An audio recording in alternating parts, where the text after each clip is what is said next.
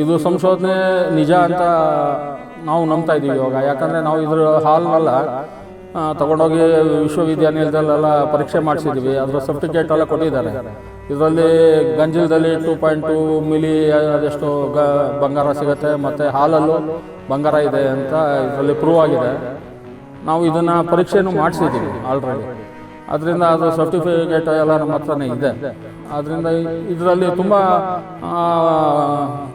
ಮೀಡಿಯಾದಲ್ಲೆಲ್ಲ ಬಂದಿತ್ತು, ಇದು ಗೋಲ್ಡ್ ಹಸು ಅಂತ ಹೇಳಿ ಬಂದಿತ್ತು. ಅದೇ ರೀತಿ ಖಂಡಿತವಾಗೂ ಇದರಲ್ಲಿ ಗೋಲ್ಡ್ ಇದೆ, ಬಟ್ ಅದಕ್ಕೆಲ್ಲ ಇದನ್ನ ತುಂಬ ಪ್ರೋಸೆಸ್ ಇದೆ. ಅದನ್ನೆಲ್ಲ ಮಾಡಿದ್ರೆ ಖಂಡಿತ ಇದರಿಂದ ಗೋಲ್ಡು ತೆಗೆಯುವಂಥ ಇದೆಲ್ಲ ನಡೆಯುತ್ತೆ, ಪ್ರಕ್ರಿಯೆಗಳೆಲ್ಲ ನಡೆಯುತ್ತೆ. ಮೊದಲು ನಾವು ಶುರು ಮಾಡಿದಾಗ ಸುಮಾರು ಜನ ಅಂದ್ಕೊಂಡ್ರು, ಈಗ HF ಮತ್ತು ಜರ್ಸಿ ಹಸು ಒಂದು ದಿನಕ್ಕೆ 25, ಸ್ಟಾರ್ಟಿಂಗಲ್ಲಿ ಇವರು HF ಜರ್ಸಿ ಹಸು ಸಾಕರೇನೆ 20-25 ಲೀಟ್ರ್ ಹಾಲು ಕೊಡೋವಂಥ ಹಸು ಸಾಕರೇನೆ ಅವರು ಉದ್ಧಾರ ಆಗ್ತಾಯಿಲ್ಲ. ಇವರು ಈ ಹಸು 4 ಲೀಟ್ರ್ 5 ಲೀಟ್ರ್ 6 ಲೀಟ್ರ್ ಹಾಲು ಕೊಡುತ್ತೆ, ಇದನ್ನು ಸಾಕರೆ ಏನು ಮಾಡೋಕ್ಕೆ ಸಾಧ್ಯ, ಲಾಸ್ ಆಗ್ತಾರೆ ಅನ್ನೋ ರೀತಿಲಿ ಹೇಳ್ತಾಯಿದ್ರು. ಆದರೆ ಈ ಹಸು ಸಾಕಿದ್ಮೇಲೆ ತುಂಬ ನೆಮ್ಮದಿ ಮತ್ತು ಎಲ್ಲ ಥರನೂ ಒಂದು ಆರೋಗ್ಯ ಎಲ್ಲನೂ ನಮ್ಗೆ ಸಿಕ್ಕಿದೆ.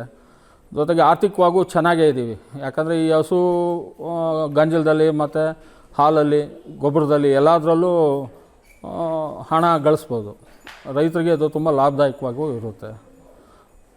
ಇಲ್ಲಿ ಮೇಲ್ಕೋಟೆಯಲ್ಲಿ ಒಂದು ವಿಶೇಷ ಅಂದರೆ ಇಲ್ಲಿ ವೈರಮುಡಿ ಬ್ರಹ್ಮೋತ್ಸವ ಯಾವ ರೀತಿ ವಿಶೇಷನೋ ಅದೇ ರೀತಿ ನಮ್ಮ ಎಲ್ಲ ಹಸುಗಳ್ನು ಎಲ್ಲ ದೇಶದ ತಳಿಗಳು ಇಲ್ಲಿ ನೋಡಬೇಕು ಅನ್ನೋದು ಒಂದು ಮನಸ್ಸಲ್ಲಿ ಇಚ್ಛೆ ಇದೆ. ಅದಕ್ಕೆ ಸಾಕಷ್ಟು ಪ್ರಯತ್ನ ಮಾಡ್ತಾಯಿದ್ದೀವಿ. ಈಗಾಗಲೇ 11 ಜಾತಿ ಹಸುಗಳನ್ನ ನಾವು ಸಾಕ್ತಾಯಿದ್ದೀವಿ. ಇವಾಗ ನಾವು ತಾರ್ಪಾರ್ಕರ್, ರಾಟಿ, ಸಾಯಿವಾಲ್, ಗಿರ್ರಲ್ಲೇ 4-5 ವಿಧ ಇದೆ. ಆಮೇಲೆ ಮಲೆನಾಡು ಗಿಡ್ಡ, ಹಳ್ಳಿಕಾರು, ಬರ್ಗೂರು, ಈ ಥರ ಹೆಚ್ಚು ಒಂದು 10-11 ಜಾತಿ ಸಾಕ್ತಾಯಿದ್ದೀವಿ. ಗಿರ್ರಲ್ಲಿ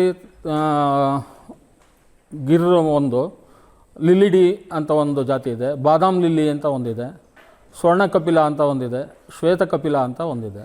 ಅಪರೂಪದ ತಳಿ ಅಂದರೆ ಸ್ವರ್ಣ ಕಪಿಲಾನೇ ತುಂಬ ವಿಶೇಷವಾದಂಥದ್ದು. ಅದು ತುಂಬ ರೇರ್ ಬ್ರೀಡ್ ಅಂತಾರೆ. ಅಂದರೆ ತುಂಬ ಒಂದು 50,000 1 ಲಕ್ಷ ಹಸುಗೆ ಒಂದು ಸಿಗುತ್ತದು.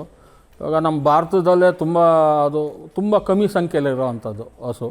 ಇವತ್ತು ಅಬ್ಬಬ್ಬ ಅಂದರೆ ಒಂದು 200-300 ಹಸು ಸಿಗ್ಬೋದು ಇಡೀ ಭಾರತದಲ್ಲೇ ನಿಮಗೆ. ಅದರಿಂದ ಅದು ಸ್ವಲ್ಪ ತುಂಬ ಆರೋಗ್ಯಕರವಾದಂಥ ಹಸು ಮತ್ತು ತುಂಬ ಚೆನ್ನಾಗಿದೆ ಅದು. ಇಲ್ಲ, ಇವಾಗ ಒಟ್ಟು ನಮ್ಮಲ್ಲಿ ಒಂದು 36 ತಳಿ ಇದೆ ಅಂತಾರೆ. ಅದರಲ್ಲಿ ಇವಾಗ ನಮಗೆ ಸಿಗ್ತಾ ಇರೋದು ಒಂದು 26-27 ತಳಿ ಸಿಗುತ್ತೆ ಅಂತ ಗೊತ್ತಾಗಿದೆ. ನಾವು ಇವಾಗ 11-12 ತಳಿ ನಾವು ಇಟ್ಕೊಂಡಿದ್ದೀವಿ. ಇನ್ನೂ ಒಂದು 26 ತಳಿನೂ ಇಲ್ಲಿ ನಾನು ಬೆಳೆಸಬೇಕು ಮತ್ತು ಒಂದು ಮೇಲ್ಕೋಟೆಗೆ ಒಂದು ಹೆಸರು ತರಬೇಕು ಅಂತ ತುಂಬ ಇಷ್ಟಪಡ್ತಾಯಿದ್ದೀವಿ ಸರ್. ಮೇಲ್ಕೋಟೆ ಜನ ಎಲ್ಲ ತುಂಬ ಪ್ರೋತ್ಸಾಹ ಮಾಡ್ತಾಯಿದ್ದಾರೆ.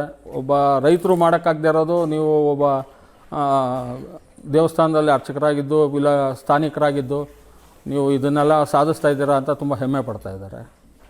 ಅಂತಿಮವಾಗಿ ಇದನ್ನು ಸಾಕೋದ್ರಿಂದ ನಾನು ಹೇಳಿದ್ನಲ್ಲ, ಯಾವುದೇ ರೀತಿಯಾದ ತೊಂದರೆಗಳು ಇರೋಲ್ಲ ಮತ್ತು ಆರ್ಥಿಕವಾಗೂ ಚೆನ್ನಾಗಿರ್ತೀರ, ದೈಹಿಕವಾಗಿ ಮಾನಸಿಕವಾಗಿ ಮೂರೂ ತುಂಬ ಚೆನ್ನಾಗಿರುತ್ತೆ. ಮತ್ತು ಭಗವಂತನ ಕೃಪೆ ತುಂಬ ಅನುಗ್ರಹ ಚೆನ್ನಾಗಿರುತ್ತೆ. ಯಾಕಂದರೆ ನಮ್ಮ ದೇಶೀಯ ಹಸುಗಳು ನಶಿಸಿ ಹೋಗ್ತಾ ಇದೆ. ಎಲ್ಲರೂ ದುಡ್ಡು ಮಾಡಬೇಕು ಅನ್ನೋ ಒಂದೇ ಕಾರಣಕ್ಕೋಸ್ಕರ ನಮ್ಮ ಈ ಹಸುಗಳನ್ನ ಅಳ್ಗಾಡಿಸ್ಬಾರ್ದು. ಯಾವುದೇ ರೀತಿಯಾದ ತೊಂದರೆನೂ ಇದರಲ್ಲಿರಲ್ಲ. ತುಂಬ ವಿಶೇಷವಾದಂಥ ತಳಿಗಳು ಇದು.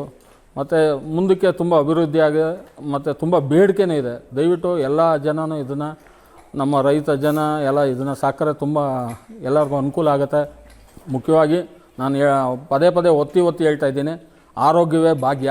ಅದು ತುಂಬ ಇಂಪಾರ್ಟೆಂಟು. ಆರೋಗ್ಯ ನೋಡಿಕೊಂಡ್ರೆ ಇನ್ನು ಮಿಕ್ಕಿದೆಲ್ಲ ತನ್ನಷ್ಟಕ್ಕೆ ತಾನೇ ಸಿಗುತ್ತೆ ಅನ್ನೋದು ನನ್ನ ಒಂದು ಅನಿಸಿಕೆ. ಇನ್ನೂ 1-1.5 ವರ್ಷದೊಳಗೆ ನಮ್ಮ ಎಲ್ಲ 26 ತಳಿನೂ ನಾನು ಸಾಕಬೇಕು ಅಂತ ತೀರ್ಮಾನ ಮಾಡಿದ್ದೀನಿ. ಖಂಡಿತ ಮಾಡ್ತೀನಿ.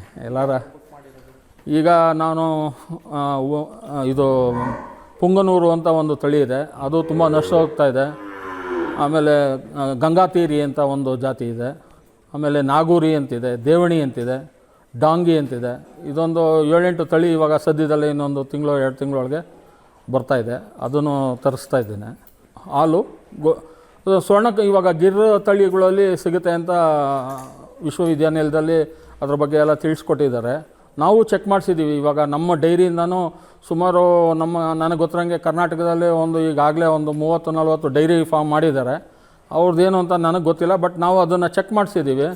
ಚೆಕ್ ಮಾಡಿಸಿದಾಗ ಖಂಡಿತವಾಗ್ಲೂ ಅದೆಲ್ಲ ರಿಸಲ್ಟು ಕೊಟ್ಟಿದ್ದಾರೆ. ಅದ್ರ ರಿಸಲ್ಟ್ ಕಾಪಿನೂ ನಮ್ಮ ಹತ್ರ ಇದೆ. ಗಿರ್ರಸು ಹಾಲಲ್ಲೇ ಸಿಗುತ್ತೆ ಅಂತ ಮಾಡಿದ್ದೀವಿ. ಇವಾಗ ಇದರಲ್ಲಿ ಎರಡು ಥರ ಇದೆ. ಇದರಲ್ಲಿ ಒಂದು